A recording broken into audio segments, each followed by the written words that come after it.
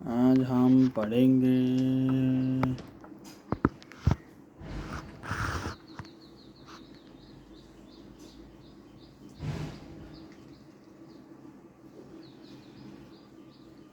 अर्जुन के स्वर्ग जाने पर धृतराष्ट्र और पांडवों की स्थिति तथा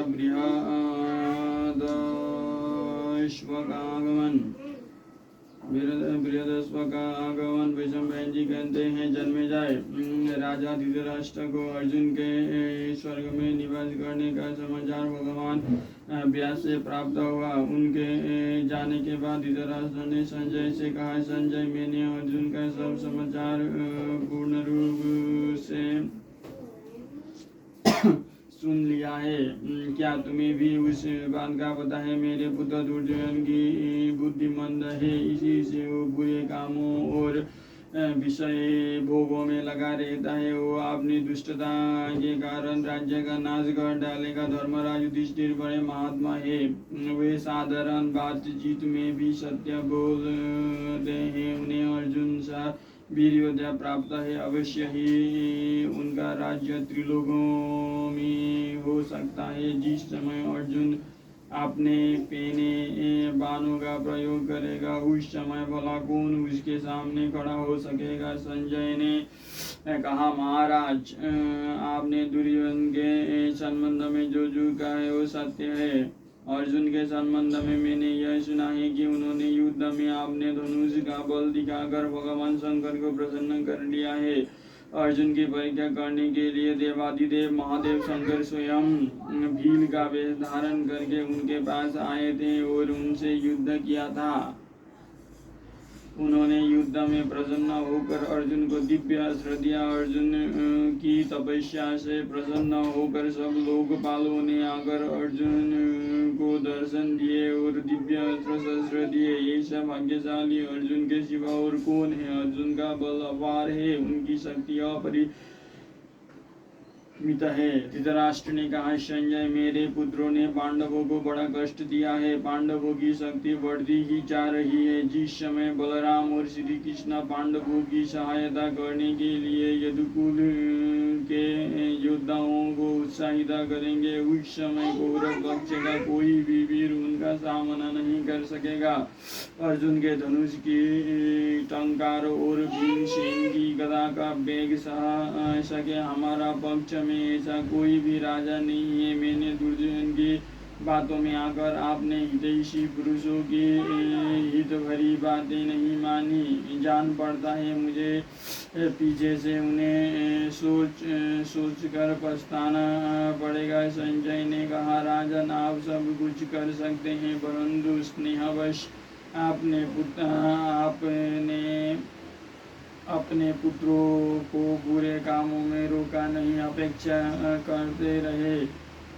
उसी का भयंकर फल आपके सामने आने वाला है। जिस समय पांडव कपट झूठ से हार कर पहल काम्यक बन गए थे, तब भगवान श्री कृष्ण ने वहां जाकर उन्हें आश्वासन दिया था। उन्होंने तथा धृतराष्ट्र, राजा विराट, धृष्टकेतु तथा केकया आदि ने वहाँ पांडवों से जो कुछ कहा था वो दूतों से मालूम होने पर मैंने आपको सेवा में निवेदन कर दिया था। जिस समय वे सब हम लोगों पर चढ़ाई करेंगे, उस समय कौन उसका सामना करेगा?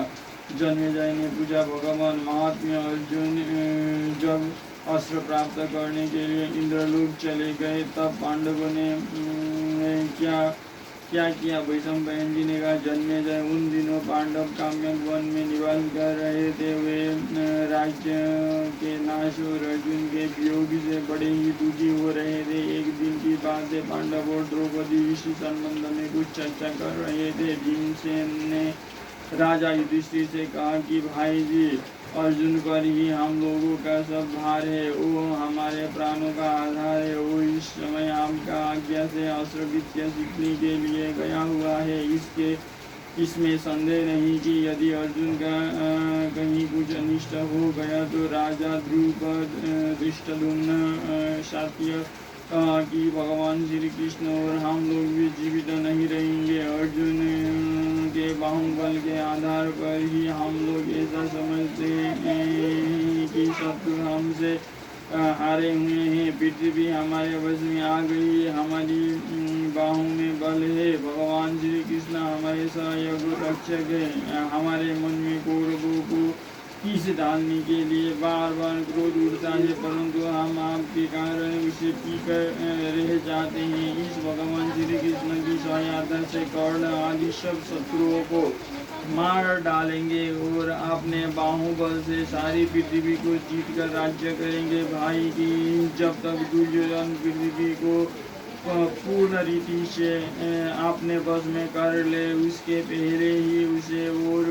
उसके कुटुंब को मार डालना चाहिए। शास्त्रों में तो यहाँ तक कहा गया है कि कपटी पुरुषों को कपट करके भी मार डालना चाहिए। इसीलिए यदि आप मुझे आज्ञा दे तो मैं आग की तरह भवक कर वहाँ जाऊँ और दुर्योधन का नाश कर डालो। भीमसेन की बात सुनकर युधिष्ठिर ने उन्हें शांत करते हुए माता सिंधावर का, मेरे बलशाली भैया 13 वर्ष पूरे होने जाने दो, फिर तुम और अर्जुन दोनों मिलकर दुर्योधन का नाश करना। मैं असत्य नहीं बोल सकता, क्योंकि मुझ में असत्य है ही नहीं। भीमसेन, जब तुम बिना कपट के भी दुर्योधन और उसके सहायकों का नाश कर सकते हो, तब कपट करने की क्या आवश्यकता है। धर्मराज युधिष्ठिर इस प्रकार भीमसेन को समझा ही रहे थे कि महर्षि बृहदस्व उनके आश्रम में आते हुए दिख पड़े।